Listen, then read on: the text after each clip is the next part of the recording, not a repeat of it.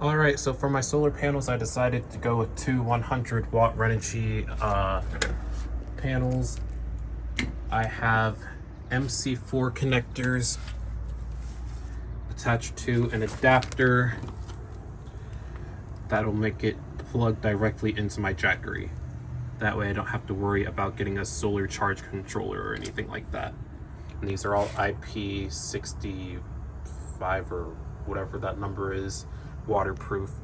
I just put on the mounting brackets, and now I'm going to throw it in the sunlight and plug it in and make sure it works before screwing it down. All right, it is sitting on the roof. Gonna unplug the car charger.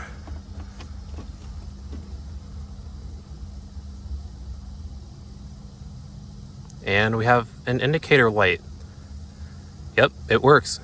It is currently pulling in 77 to 80 watts.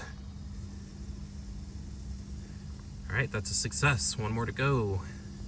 All right, I just got the second one up here. Now it's time to test to see if this one works too.